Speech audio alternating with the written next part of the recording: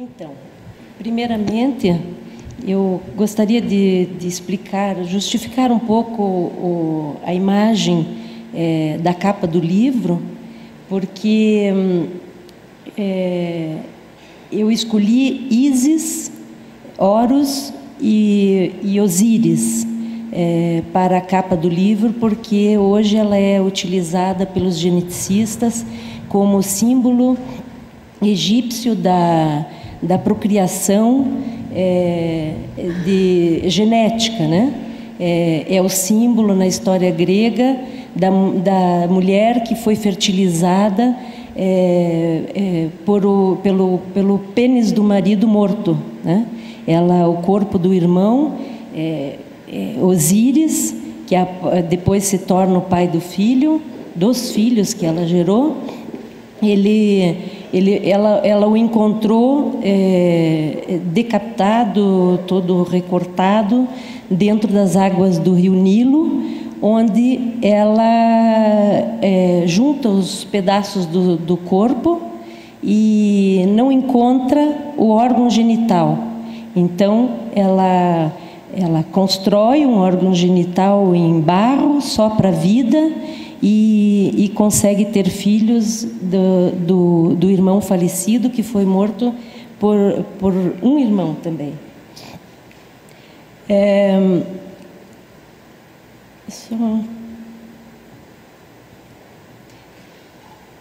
Eu só queria aqui um auxílio, como é que eu consigo passar o slide? Bem, por que estamos a discutir num fórum de sustentabilidade, cidadania e justiça a emergência de um novo direito a ter crianças fora da sexualidade? Eu diria inicialmente que a construção do direito como escala institucional e normativa, ela depende de certa previsibilidade dos fatos e do estabelecimento de rédeas éticas e práticas para organizar os destinos da humanidade, não somente no aspecto ambiental, material, né? Mas também subjetivo. Vivemos num tempo de liberalismo com riscos... Só um minutinho, ele não está... o slide não está circulando.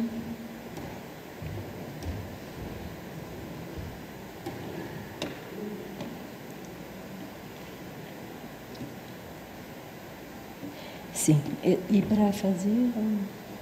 Não, para fazer ele circular... Tá bem. Não. Vivemos num tempo de liberalismo com riscos catastróficos de destruição dos objetos materiais e imateriais, seja o planeta, seja o próximo, seja a cultura, seja a linguagem. Precisamos, então... Desculpe, mas não está funcionando aqui. Não está coordenando a minha leitura aqui com o slide. Será que vai ter que ser manual? Porque eu gostaria que eles acompanhassem Ele não circula ali? Não. Aqui? Também,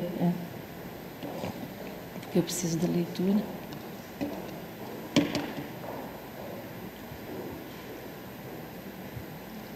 Eu acho que eu vou com o mouse mesmo, né?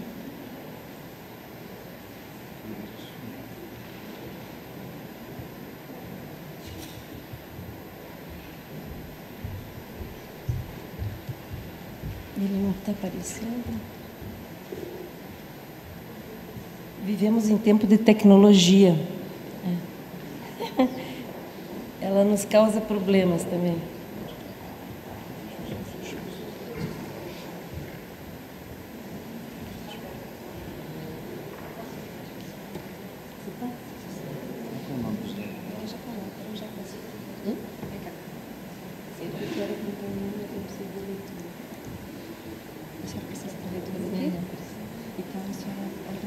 Passar o slide aqui para frente. Tá. Onde ele está, o meu slide? Não, esse não é o meu. Desculpe.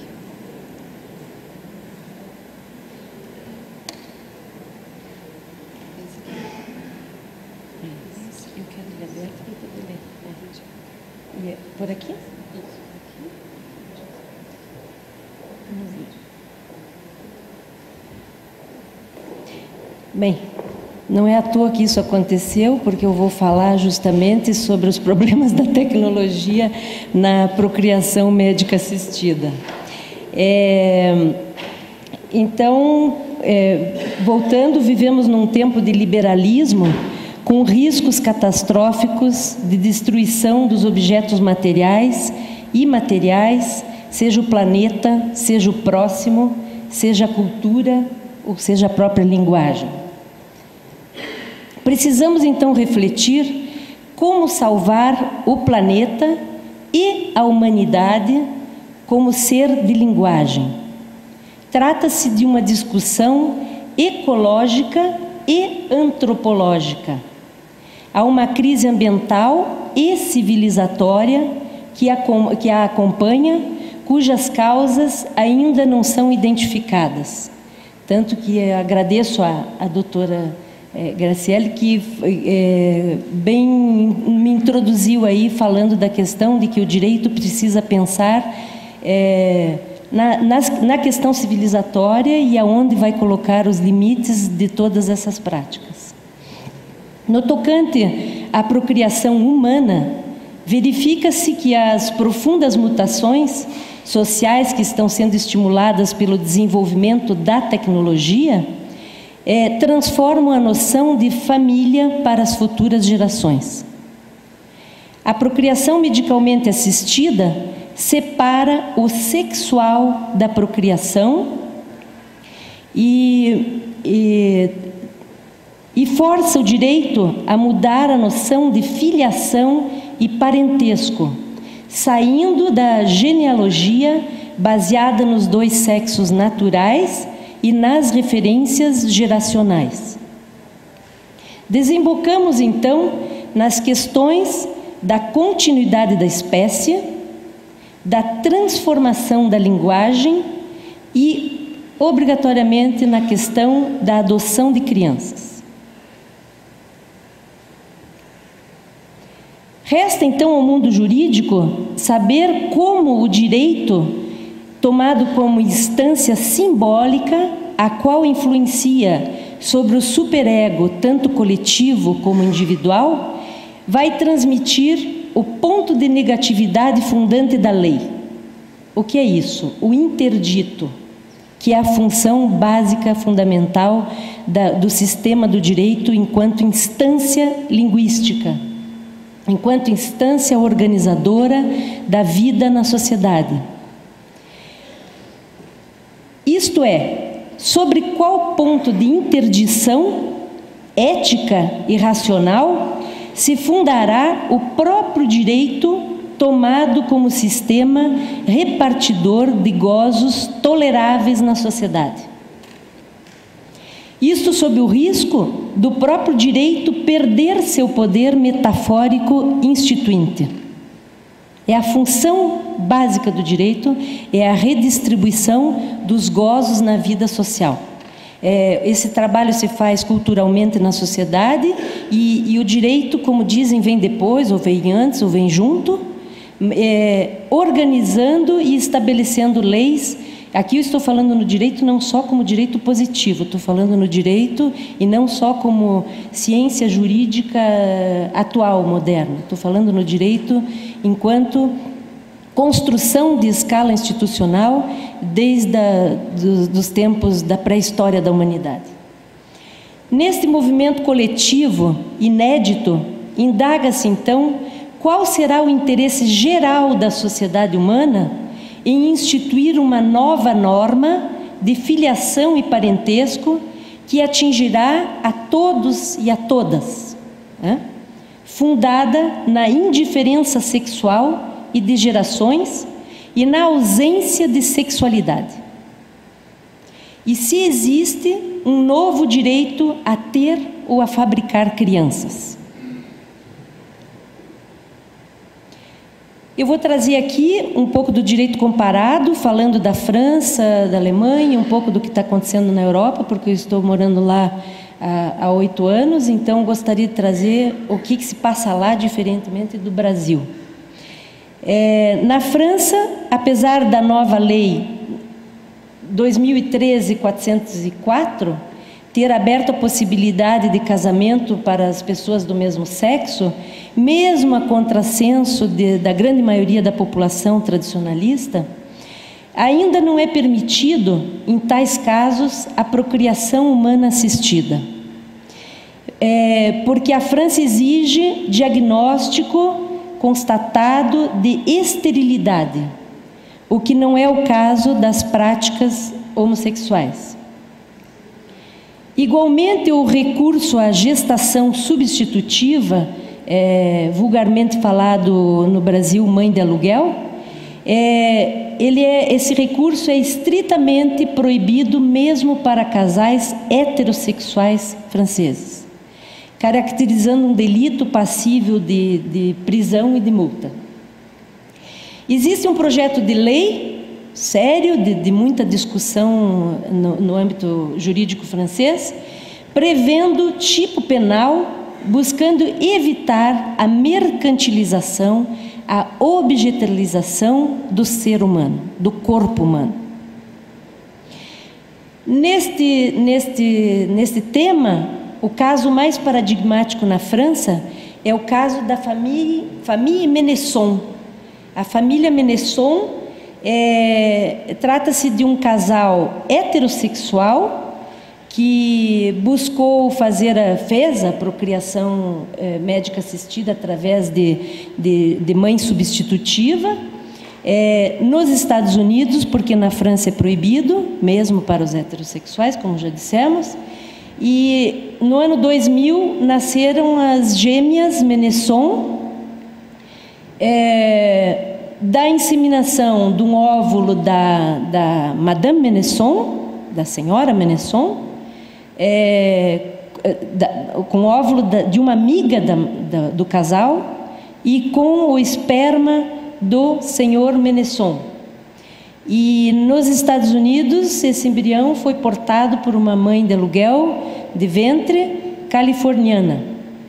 As meninas nasceram, elas são chamadas de fantasmas da República, porque até agora estão com 15 anos, elas ainda não obtiveram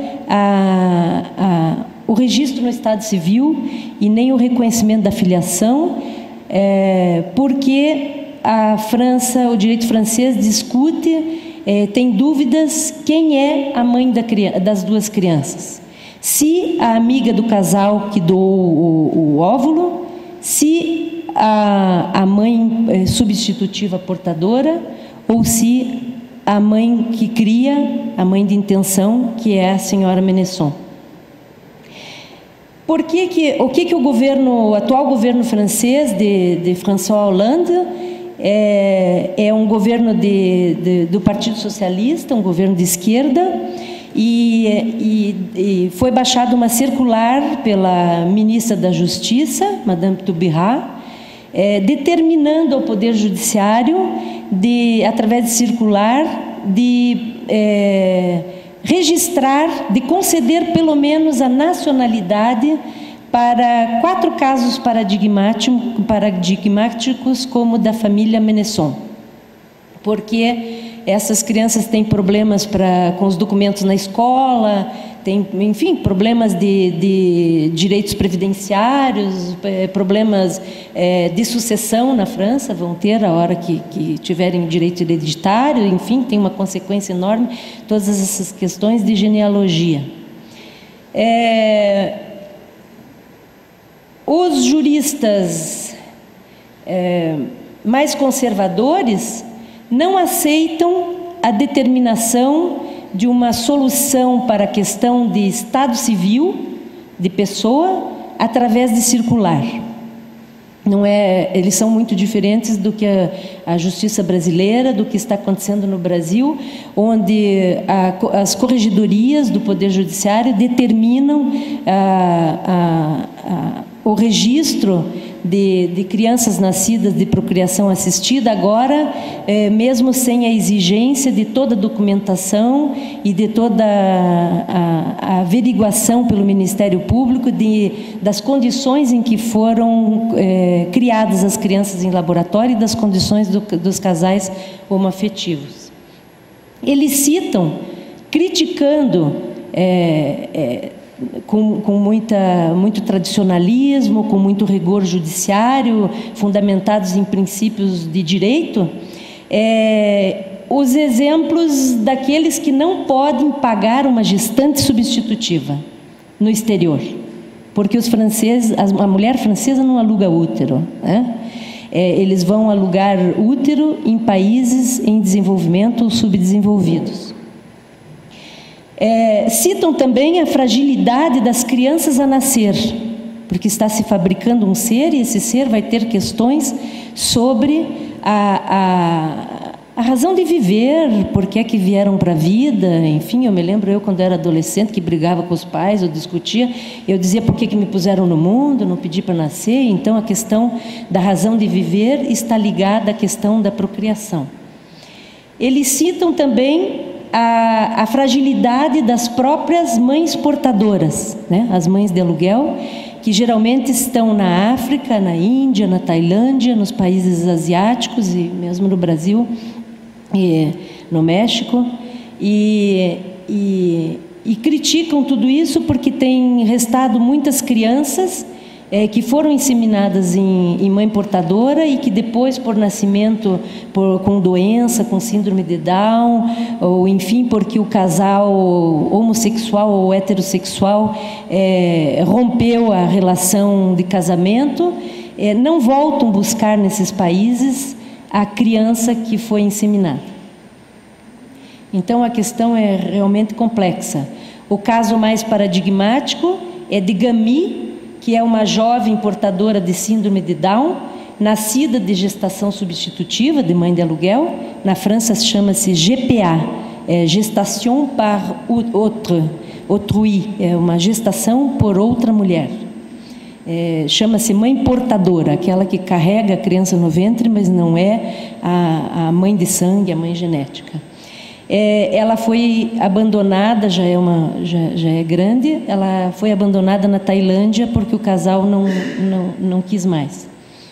Então o direito precisa pensar aonde vai colocar a interdição eticamente para proteger esses novos escravagismos que estão surgindo na humanidade e que nós não temos consciência, porque no Brasil principalmente existe um discurso politicamente correto de defendermos ou de aceitarmos as modernidades, as mudanças das novas modalidades de família, só que as questões das novas modalidades de família, juntamente estimuladas pela procriação médica, elas têm consequências que nós ainda não conseguimos prever. Esses juristas, então, conservadores, afirmam que a livre escolha, que é um argumento jurídico, a livre escolha do objeto, a livre escolha do que vai fazer com o corpo,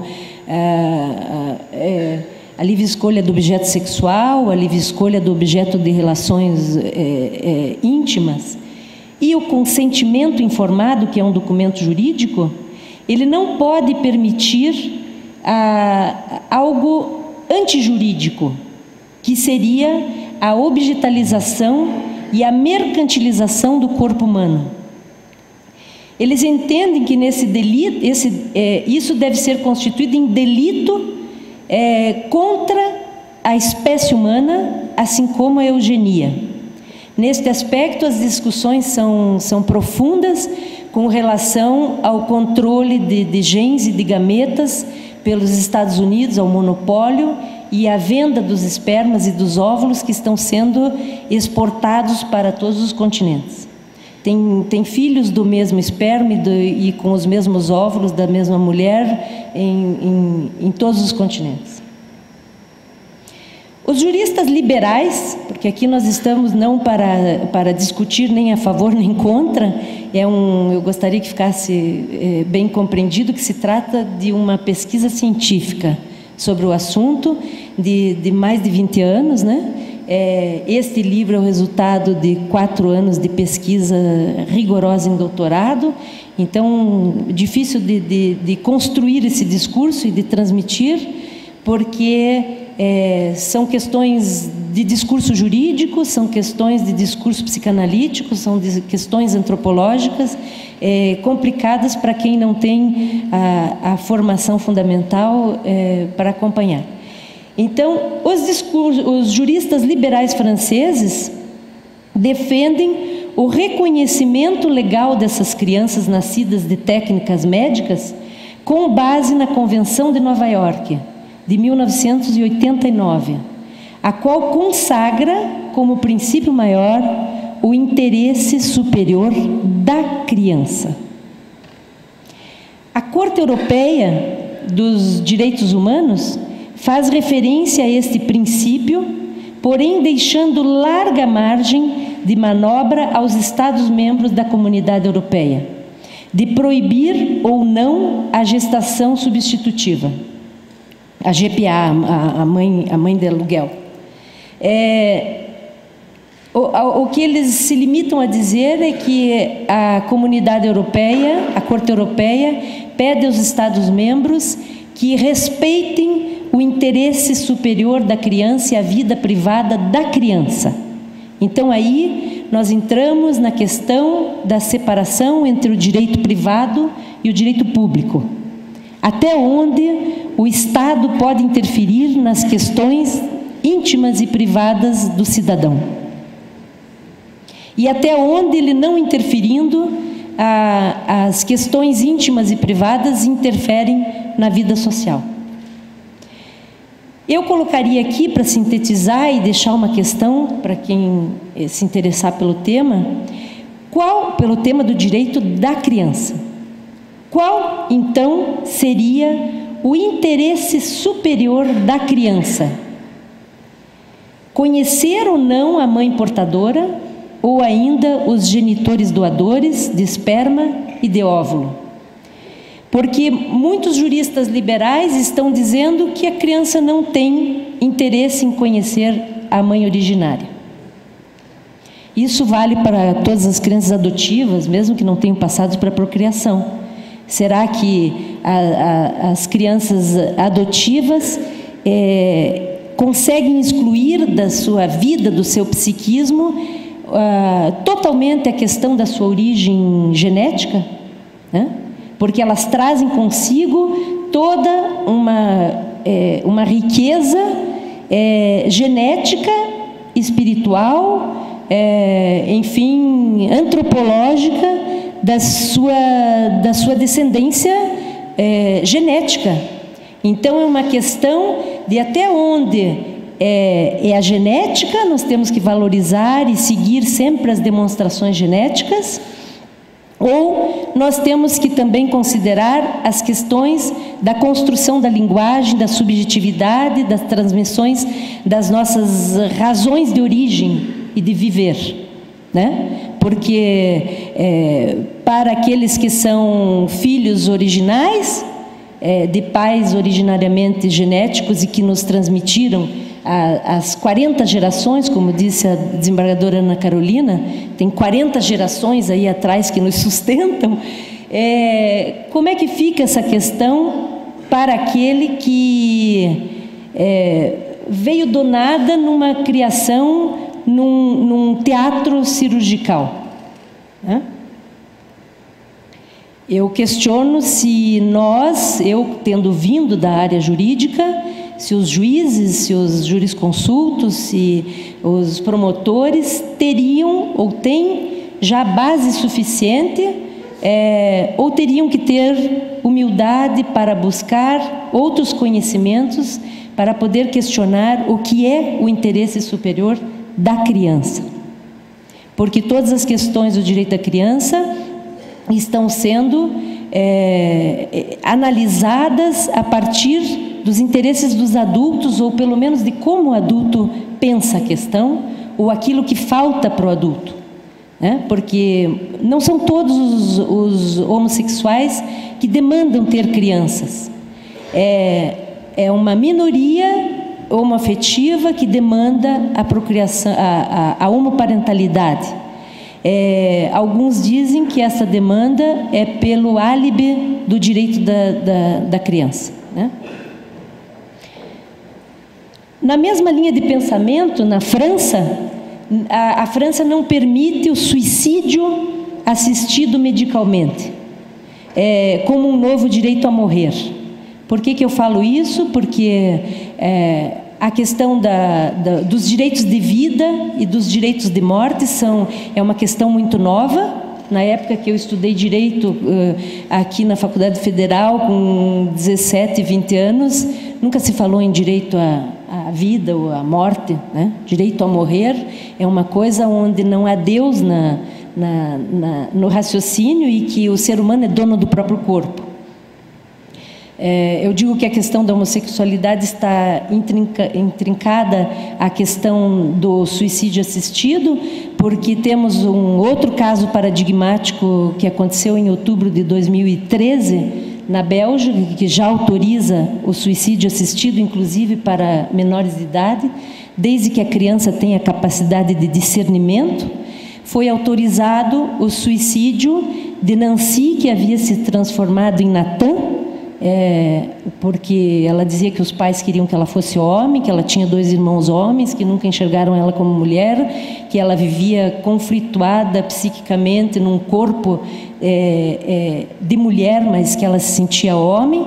Ela fez um tratamento hormonal, transformou-se, extirpou os seios e fez a ablação do órgão. Aliás, no caso dela, ela construiu o órgão masculino, desculpe. E o problema foi que, quando ela se viu no novo corpo masculino, ela se transformou, realmente ficou um homem interessante, bonito. A gente não diria que não era um homem, né? Ou pelo menos que não tivesse nascido com o corpo de homem, né? Com a questão da diferença sexual anatômica. Ela não suportou o novo corpo. Então, até onde a medicina, as técnicas medicais e o direito vão compreender esta questão psicológica, esta angústia profunda, que é a questão da identificação. Porque a questão da identificação da criança, ela é profunda e inconsciente e se conclui aos 4 anos de idade. Então, mesmo o nosso superego adulto, que já tem uma definição de identificação masculina ou feminina, ele tem uma plasticidade, mas a criança tem uma condição de superego muito mais pura, muito mais...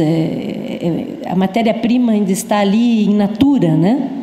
E mesmo que a pessoa transforme-se com as cirurgias, ela não consegue adquirir a identidade com o novo corpo, porque a construção da identidade tem a ver com a imagem do corpo no espelho. E Nancy, que se transformou Natan, não suportou se olhar no espelho e mesmo não conseguiu mais se relacionar homossexualmente com mulheres. Quando ela se viu num corpo masculino, ela passou a ser homossexual masculina, né? Ela precisou passar a ter relações homossexuais com homens, né? Então é uma coisa extremamente complexa.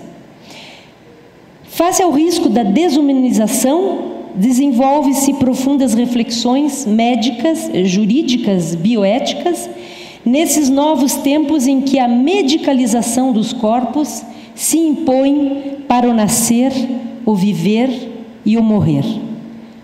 As crianças estão nascendo em laboratório, as pessoas adultas estão se submetendo a plásticas e as pessoas angustiadas se submetendo e abandonadas pela família, geralmente, muito depressivas e muito solitárias na Europa, estão optando, sim, e convencidas do suicídio assistido. É nesse complexo contexto sociojurídico dos novos direitos de início e de fim de vida que surge a homoparentalidade, como uma das modalidades de família, convivialidades íntimas que vêm sendo denominadas na Europa de novas socialidades. Não se diz novas famílias, se diz novas socialidades, porque muitas vezes elas são plurais.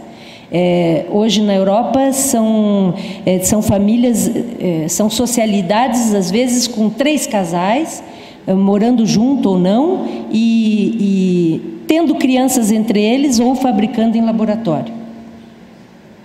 Então, eu vou falar primeiramente do direito face ao início da vida e vou procurar ser mais rápida para que a gente possa discutir ainda alguma coisa.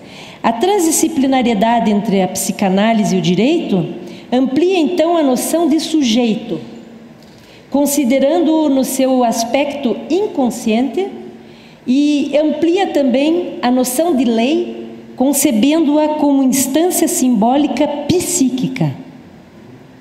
Demonstra a relação entre a lei jurídica e a lei do inconsciente, denominada pelos psicanalistas lacanianos de lei do nome do pai, ou lei da castração. Lógica complexa, triádica, que nós não teríamos tempo aqui de trabalhar, teria que ser um seminário, que se estrutura no sistema patriarcal e, basicamente, nas representações das referências primeiras mãe, pai, criança. O sujeito regulamentado pelo direito, antes de ser um indivíduo cidadão, ele é efeito de linguagem e de discursos correntes na família e na sociedade. Para vir a ser humano e sociável, o ser natural interioriza inconscientemente leis constritivas pulsionais que moldam sua constituição subjetiva. É uma terminologia difícil de acompanhar, né? Mas Freud disse que o ser humano, uma vez que entrou na linguagem, não é constituído como qualquer animal de instintos. O instinto vinculado à letra, ele denominou de pulsão, e a humanidade toda dentro da linguagem não tem mais por instinto. Então, a questão é se as novas subjetividades saírem da linguagem, se nós estaríamos voltando ao instinto. Essa questão ficaria aí para os psicanalistas. Este processo se realiza segundo as identificações primárias e secundárias com mãe e pai, sucessivamente, e com os ideais sociais. A instância judiciária superegóica, herdeira do complexo de Édipo, conclui-se em torno dos 4 primeiros anos de vida, processo designado lei do nome do pai ou complexo da castração. O direito, compreendido então como uma escala institucional que influi no inconsciente humano, estabelece as categorias civis de filiação, assim como os níveis de hierarquia das gerações com interdições edípicas. O direito, segundo Pierre Legendre, psicanalista e jurista francês, o direito, todo o sistema do direito, ele se origina da genealogia. É uma questão muito profunda filosófica.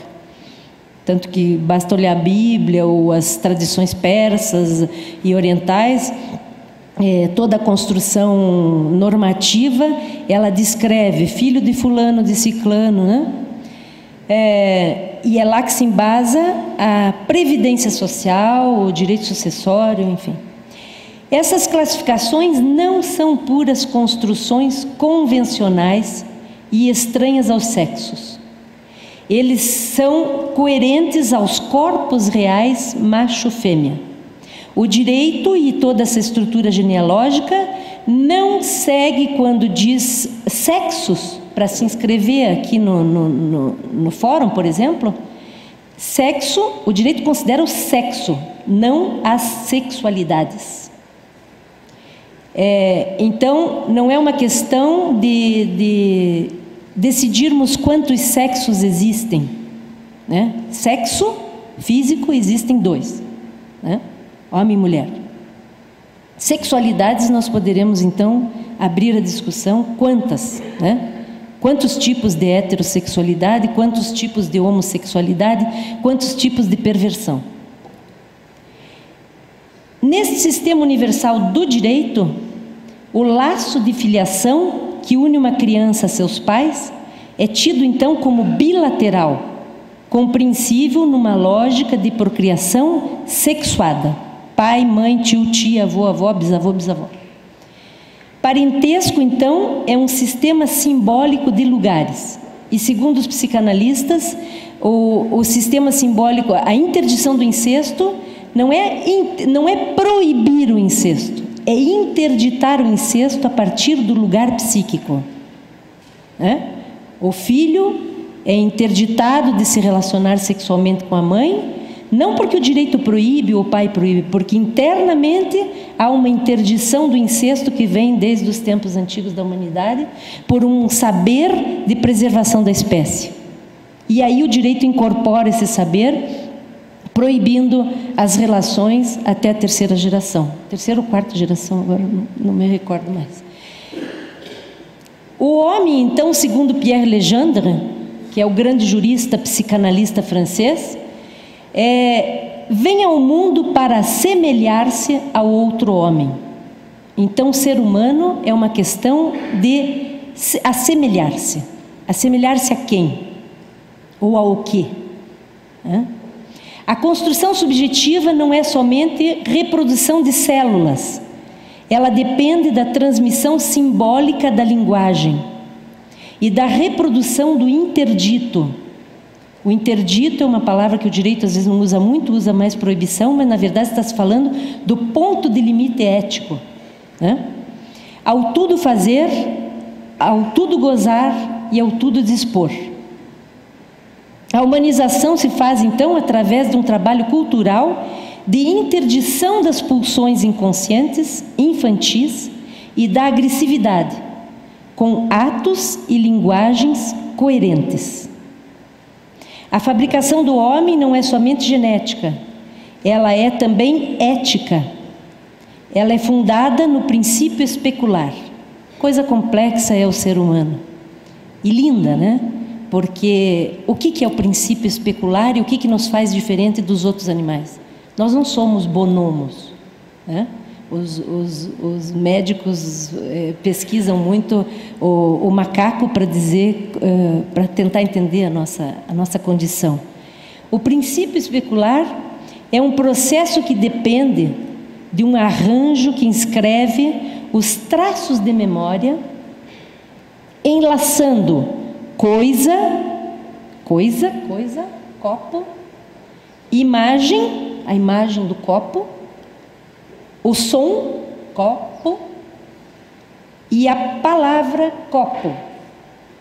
Se eu disser em francês para vocês verre, não vem nada na cabeça se vocês não tiverem a língua francesa e todo um significante sobre o que é um copo. Para que serve o copo?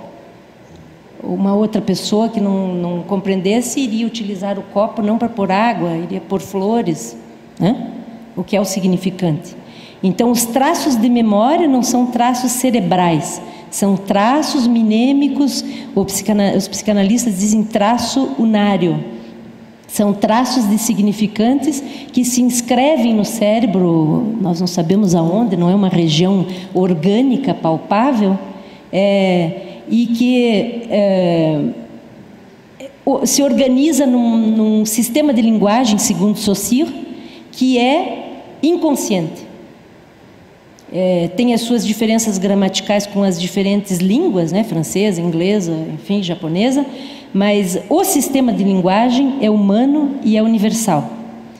Assim sendo, a subjetividade é efeito de discurso, do discurso corrente na família e na sociedade, a qual a sociedade funciona numa função de espelho, validando essas imagens. Então, segundo Pierre Legendre, no livro Deus no Espelho, que é um livro maravilhoso, profundo, às vezes até tão sublime que chega a ser incompreensível, ele afirma: a imagem é o dogma. E é com base nisso que ele já previa na década de 90 o que aconteceu com o Charlie Hebdo. Charlie Hebdo brincou com as caricaturas, né? Com as caricaturas fundantes de imagens subjetivas e religiosas. Segundo item, vou passar mais rapidamente: a subjetividade como efeito de discurso e seus impasses, as suas dificuldades. O sujeito regulamentado pelo direito é um produto da relação entre significantes discursivos, por exemplo, pai e mãe, homem e mulher. O sujeito clivado entre esses significantes depende da castração da mãe. O que significa isso? Depende da incompletude do ser da mãe. Também do ser do pai, mas primeiramente da mãe, né? A mãe tem que ter uma carência no seu ser. A mãe não pode ser tão poderosa ao ponto de que ela precisa admitir que ela não é completa, que ela precisou de um homem, que ela precisou de uma relação do sexo, de outro sexo, para poder ter um filho e se sentir também com uma certa felicidade. Num segundo momento, a estruturação da criança depende do efeito lógico de uma referência terceira, paterna, então, ao outro sexo diferente do da mãe.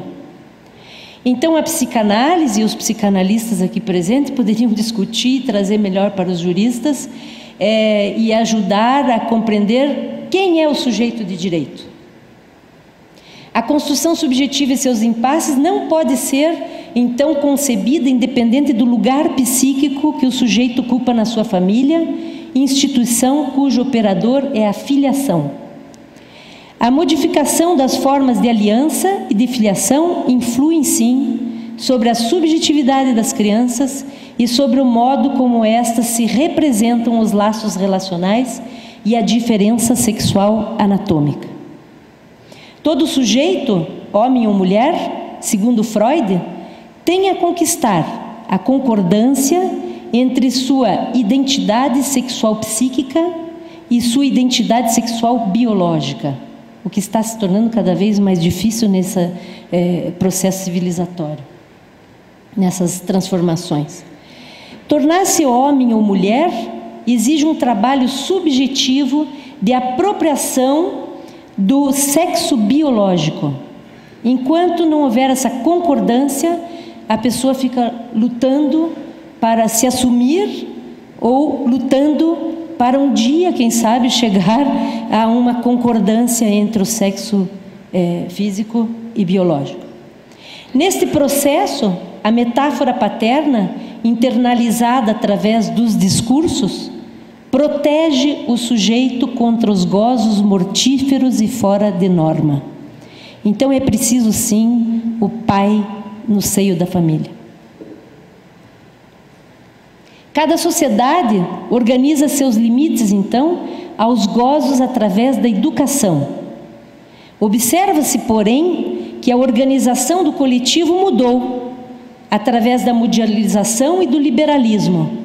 Nós não temos como, talvez nós estejamos discutindo se nós podemos conter um pouco o liberalismo das técnicas médicas, por exemplo. E a dominação da tecnologia, então, tem consequências sobre a relação humana. Estas novas coordenadas simbólicas mudam a concepção de identidade sexual, a qual agora é uma identidade de gênero. A identidade vem sendo definida muito mais pelos comportamentos do que pelo corpo real do sujeito. Nessas mutações civilizatórias, as novas subjetividades e suas patologias estão em relação aos discursos de estilo capitalista. Segundo Lacan, toda a estrutura discursiva que estruturou-se no percurso da humanidade até aqui, ela foi invertida por cortes capitalistas. E hoje o discurso capitalista comanda a nossa vida e a nossa intimidade. Esses discursos liberais, prometendo a felicidade, que infelizmente não existe, produzem a ilusão que podemos nos liberar da representação terceira, referente ao pai no processo identificatório. É uma ilusão, né? Nós dependemos do homem mesmo para fazermos uma produção independente, porque precisamos do esperma, né? Estas inversões discursivas, então, do discurso de estilo capitalista, elas produzem um imaginário de gozos plenos e de indiferença sexual. A genética pode fazer tudo como se tudo fosse possível, né? Mais ou menos como a doutora falou. Então vamos nos antecipar e vamos guardar, congelar o óvulo, enfim. Um terceiro ponto é a mudança simbólica face à procriação fora da sexualidade. Uma das coordenadas simbólicas fundamentais de humanização que mudou foi a separação do sexual da procriação humana, tendo consequências para as nossas relações. Na psicopatologia, isto resulta na recusa da morte, que aparece no rejuvenescimento moderno. Todo mundo quer ser jovem, né? E na recusa da diferença sexual, que aparece nas exigências de ter criança na demanda homoparental. Nessas mutações culturais, a referência paternal, que serviu durante muitos anos no sistema patriarcal como vetor de alteridade sexual, ela torna-se uma proteção menos eficiente ao modo como o sujeito acessa a linguagem e atravessa a adolescência para atingir a autonomia psíquica e a responsabilidade. Está tendo um número cada vez maior de autismo e que, segundo a psicanálise, ele não é só genético, ele é genotípico, né? Ele vem em decorrência, para muitos, do feminismo, da saída da mulher do seio familiar, da diminuição da função do homem na sociedade. Quarto item, o desejo de criança nas novas parentalidades. O que eu estou trazendo é o desejo de criança, não da criança. O desejo de ter criança, que é profundo, é visceral, né? Mas ele não é só genético. Ele depende da nossa dívida simbólica com o pai e com a mãe. O desejo de criança passa pela prova do luto da criança idealizada. O desejo inconsciente depende da diferença sexual e da morte. Ele depende da função do pai, isto é, da referência simbólica ao outro sexo, a qual garante a passagem do biológico ao etimológico, que a doutora Ana Carolina estava trazendo da genética, como chama? Epigenética. O psicanalista, recentíssimo livro na França do psicanalista Jean-Pierre Winter, que não tem tradução ainda, se chama Homoparenté, que não é a mesma coisa que homoparentalidade, a tradução seria homoparentes, né? Analisa a legitimidade do desejo nas novas parentalidades estimuladas pela procriação médica. Ele interroga as consequências de apagar a diferença dos sexos da filiação em legalizando a homoparentalidade. A introdução do termo parentalidade em substituição ao termo parentesco anuncia, segundo ele, um deslocamento de senso linguístico e nos leva a uma confusão de raciocínio. Ela, psiquicamente, é uma negação psíquica que aparece nos novos discursos de família. Uma das consequências é a mudança da noção do Estado Civil no campo do direito e dos critérios de identificação das pessoas físicas. no campo do direito, né?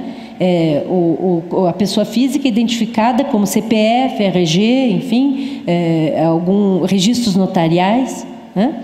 Então, as consequências de todas essas transformações terão que ser, se nós queremos, se o direito se dispõe a resolver, ou se ele se dispõe a deixar que aconteça e gerir as consequências, né? Das questões relativas ao estado de pessoa, as questões relativas à família e ao direito da criança, as mais acrobáticas são ligadas aos casos de cirurgia de redefinição de sexo. Vejam que não é uma questão de ser contrária. A medicina propôs para tentar resolver a questão da angústia identificatória a cirurgia de redefinição de sexo. Só que, como eu dei o exemplo, depois a pessoa tem dificuldades de se identificar a um novo sexo, e o caso mais paradigmático trabalhado entre os juristas é o primeiro caso no Canadá, em que um pai de família pediu ao judiciário autorização para a redefinição de sexo, porque nos outros países evoluídos precisa sim de autorização judicial, e depois de ter feito a redefinição de sexo, ele veio ao judiciário canadense pedindo a retificação do estado civil, passou a ter nome de mulher, sexo feminino, e depois ele pediu ao judiciário, é um esforço imenso ao judiciário resolver todas essas questões, ele pediu para retirar o nome de pai, o nome de família e a função paterna do registro dos filhos, dos 3 filhos. E pediu para continuar casado com a esposa, daí enquanto mulher. Então, Jean-Pierre Winter diz que as consequências do apagamento dos traços identificatórios, tanto no psiquismo quanto para as questões jurídicas, são imprevisíveis. Inclusive porque se nós apagamos totalmente o primeiro registro, essa pessoa deixa de existir, inclusive para responsabilidades criminais. Então, lembramos que a sexualidade é um fato de representação e de linguagem. Assim sendo, a homoparentalidade tem efeitos sobre a subjetividade da criança, pois ela transforma a ordem geracional e remete em causa todos os interditos fundamentais de humanização. Precisamos então refletir se a realização de alguns fantasmas psíquicos por meio da tecnologia é um avanço igualitário e democrático suficiente para transformá-los em um desejo legítimo e legal. Essa é a questão para o direito, né? Se o fantasma psíquico, uma vez transformado em realidade pela tecnologia, é suficiente para que isso seja legítimo e legal. 5º item: existe ou não o direito a ter criança? A filiação e o parentesco têm sido, desde o início dos tempos, algo natural e cultural. Jamais existiu um direito a ter criança. Mesmo porque, a partir do momento em que esse direito for consagrado no meio jurídico, o Estado será obrigado a fornecer crianças. O argumento de violação do princípio constitucional da igualdade entre heterossexuais e homossexuais para a permissão da procriação médica é inapropriado juridicamente. Por quê? Porque para os casais heterossexuais, a procriação médica assistida é um paliativo a uma doença de esterilidade. Na França, ela não pode ser aplicada sem diagnóstico de esterilidade. O que a medicina está excluindo é a realidade da esterilidade, né? Eu, por exemplo, venho de um casamento em que houve uma esterilidade e que chegou um momento que nós tivemos que fazer o luto do ideal e partimos para a adoção, né? Então, a questão que precisa ser filosofada, digamos assim, é a questão da esterilidade. E se a procriação médica pode anular o real da esterilidade em todos os casos. Assim sendo, trata-se de mudar o sistema de parentesco para todos.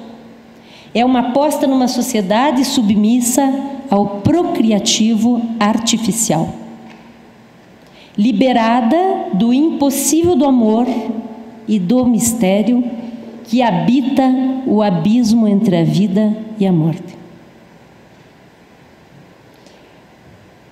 A legalização do casamento para homossexuais coloca então à luz as suas sexualidades e suas particularidades na relação da escolha e do objeto.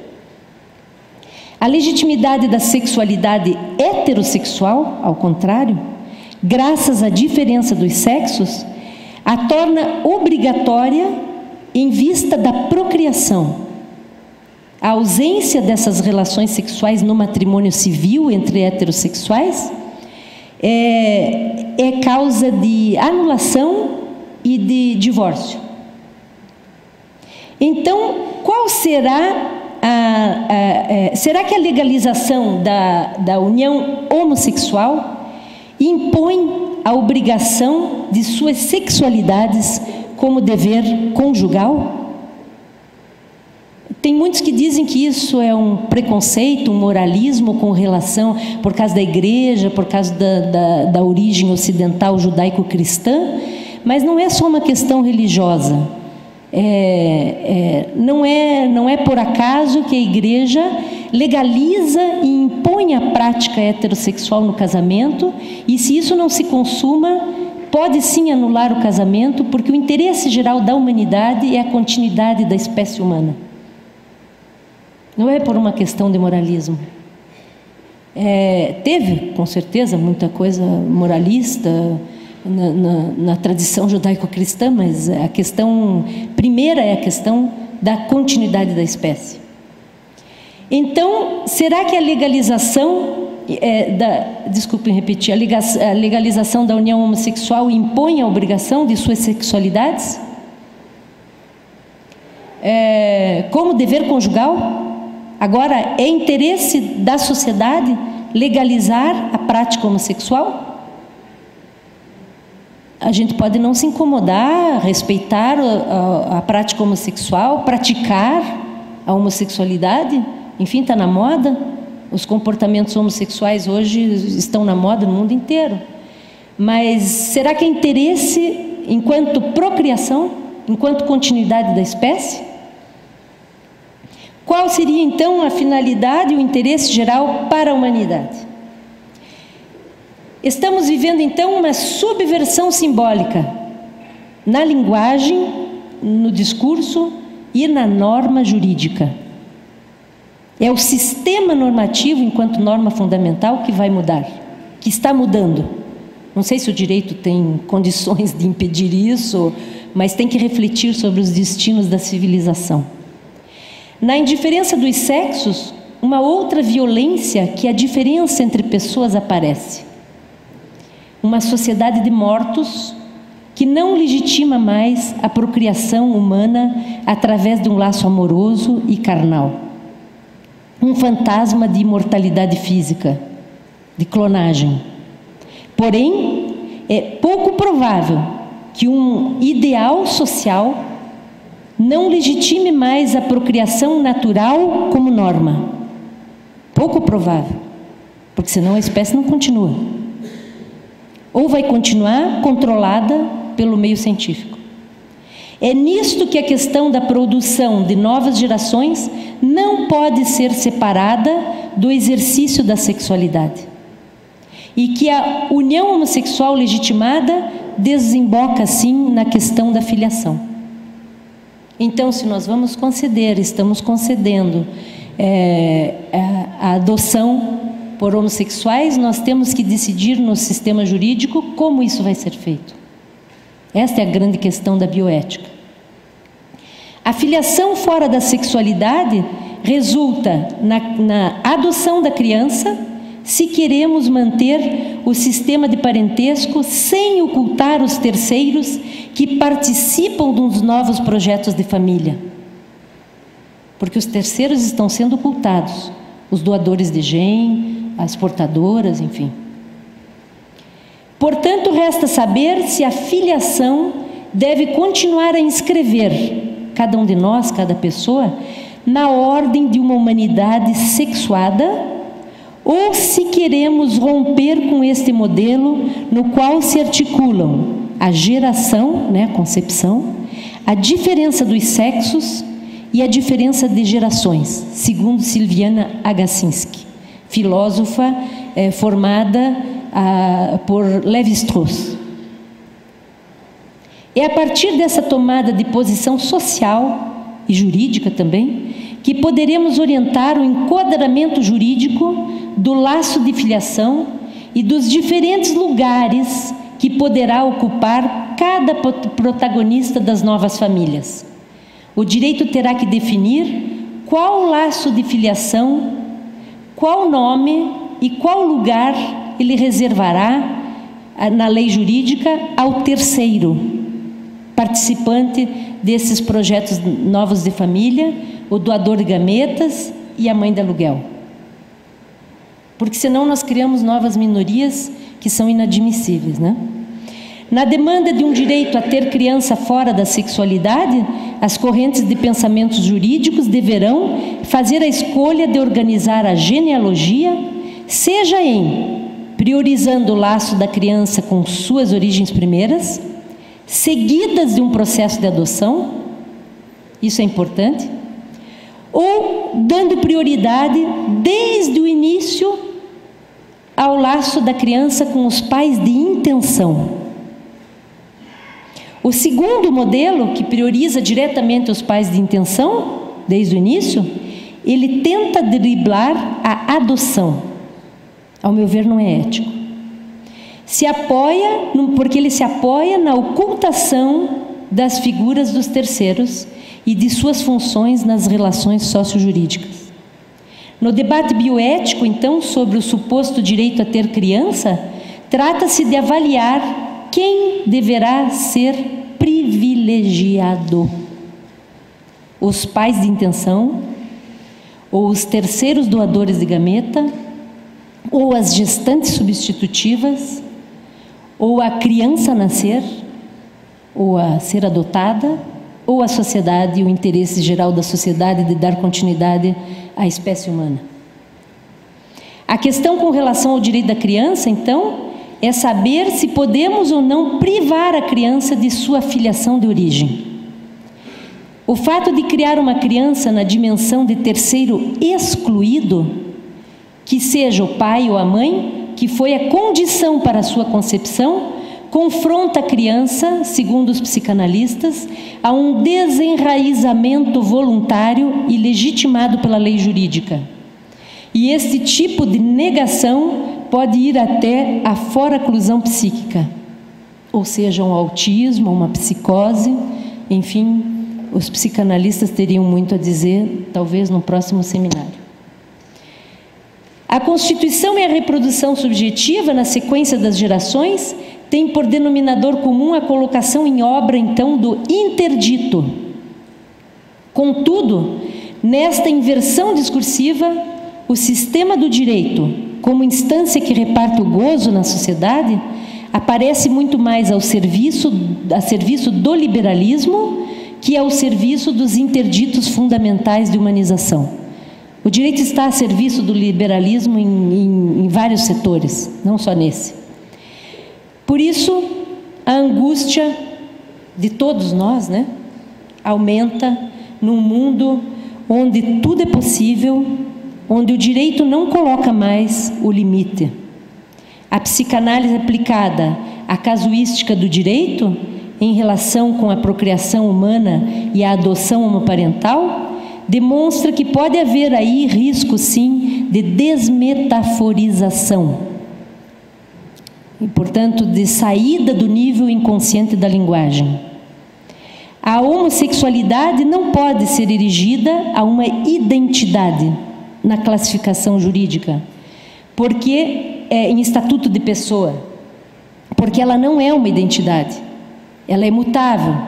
Hoje eu posso me sentir mais homossexual, amanhã mais heterossexual, isso é instável, depende da construção e da interdição.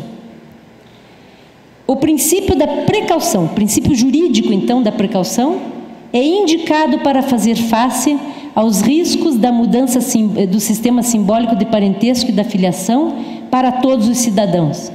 Esse sistema tem uma relação real com o outro sexo.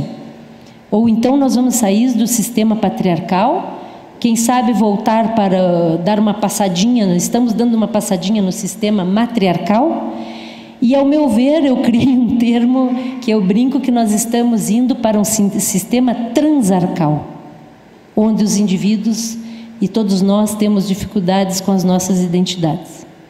Então, a mudança normativa pode causar uma diminuição aos direitos da criança. Finalmente, num mundo onde o gozo ilimitado é erigido em imperativo categórico pelo discurso capitalista, nos resta forçar os espíritos e enfrentar os enigmas humanos. Eu agradeço a atenção.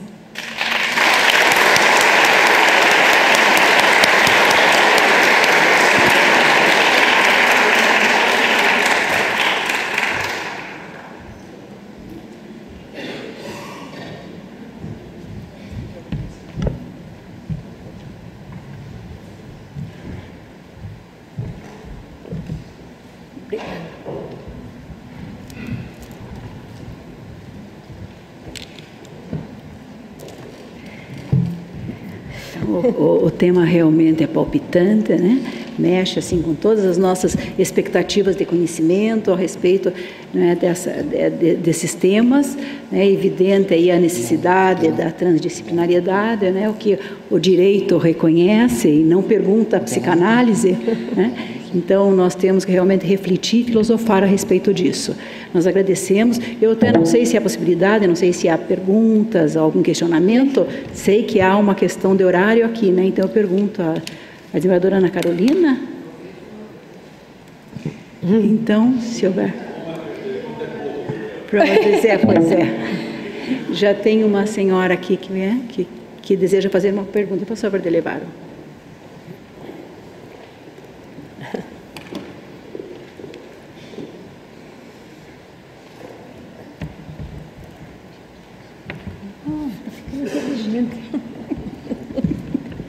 Ótimo, muito bem. Sil, eu tenho uma perguntinha sobre a questão em que se coloca nessa situação a questão do amor. O maior argumento hoje é que existem crianças, problemas muito sérios com as crianças dentro da família e que o amor supera. Então, é isso que eu pergunto dentro de uma base científica, como você coloca o amor nessa história? Eu te agradeço colocar essa questão, porque hoje o debate sobre a adoção parental, ele está centrado e justificado na questão do amor. Em nome do amor está se legislando. Só que o amor, ele está muito próximo sempre do ódio e da indiferença. O amor nunca foi suficiente para fundar laços sociais e constituir uma comunidade em equilíbrio. É preciso, sim, o interdito e a norma jurídica. E o direito não pode temer estabelecer o interdito, né? O pai não pode temer suportar o interdito dos filhos e da interdição sexual na família, né? Isso está me fazendo lembrar uma coisa que realmente me assustou bastante, que a comunidade europeia, o Conselho de Ética, solicitou ao Conselho de Ética alemão, acredito que já faz quase um ano, num caso em que 2 irmãos foram criados separados, se não me engano, e depois se reencontraram e vivem juntos, né? Não são casados, mas vivem juntos, têm uma relação conjugal. Eles têm 3 filhos excepcionais e E aí a comunidade europeia não sabia o que fazer com esse caso, por causa do direito das crianças, né? Por como interditar a relação edípica que pode aumentar o transtorno genético. E o Conselho de Ética alemão comunicou que o direito não está separado da moral, que não compete ao direito determinar ou regrar interdições que seguem muito as concepções religiosas, enfim, morais, e que não cabe ao direito alemão interditar as relações incestuosas entre irmão e irmã, irmão e irmã, irmão, irmã e pais e filhos, mãe e filho, que a questão, enfim, edípica de interdição não é questão de direito. Então, nós ficamos, para finalizar, na questão do amor, né? Será que quando aparecer, se nós vamos passar a legislar tudo em nome do amor, será que quando aparecer para um juiz resolver uma questão onde há pedofilia, por exemplo, a discussão se encerrou? Como é que o juiz vai avaliar se amou pouco, amou mais ou menos, ou amou muito, né? Talvez amou muito, como Caligares falou ontem, de um amor perverso, que foram executados, estavam ali para serem executados e dizendo que era amor. Mas era uma relação muito mais pelo lado do gozo, do ódio, da perversão, do que pelo lado do amor, naquilo em que a gente ama quando a gente é carente. Quando algo na gente nos falta, a gente busca o outro, né? Agora, isso começou com as mulheres e com a reprodução independente, né? As mulheres não são tão independentes assim e nem deveriam ser. Ontem a doutora Ana Carolina, desembargadora Ana Carolina, falou o que é apoderar a mulher. Empoderamento. É uma meta do milênio pela ONU. Empoderar a mulher, eu deixaria essa questão para os psicanalistas debaterem, porque, ao meu ver, seria falicizar as mulheres, e nós, da geração que foi mais falicizada, né, nos transformamos mais obsessivas, menos histéricas.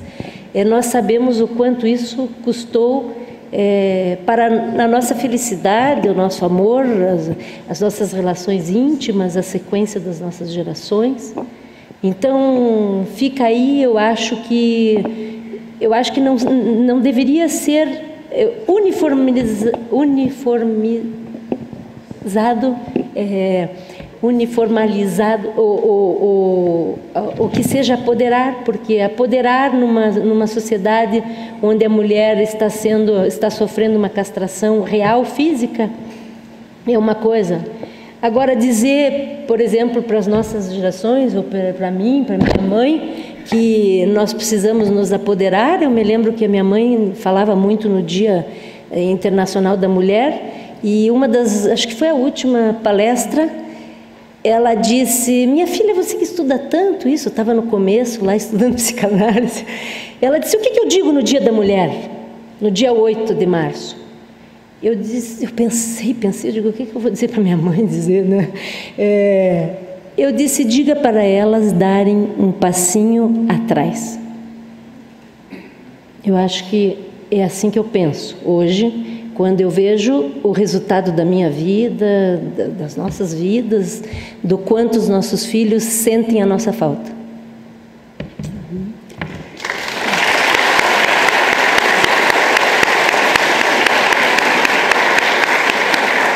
Então, apenas porque já esgotado o nosso tempo, senão ficaríamos aqui indefinidamente, né, a perguntar e a ouvir. Nós agradecemos profundamente a disposição da professora Silvana em vir aqui compartilhar conosco esses conhecimentos, né, e nos deixar à vontade para nossas reflexões. Muito obrigada.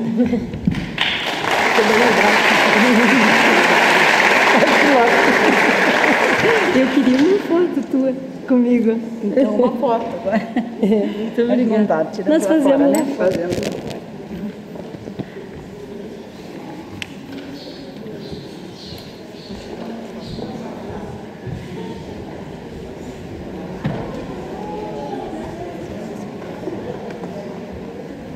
Para a última conferência desta manhã, convidamos à mesa o excelentíssimo juiz Lorival Barão Marques Filho, que presidirá os trabalhos.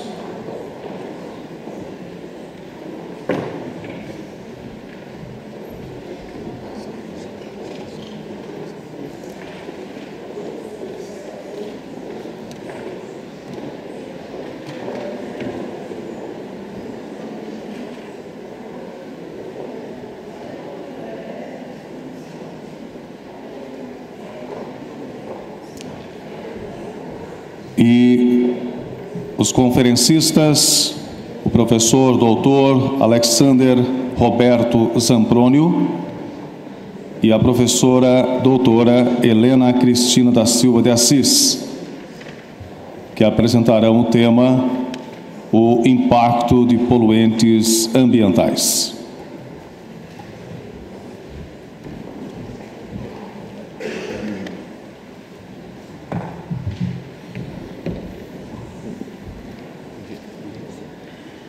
Com a palavra, o presidente da mesa.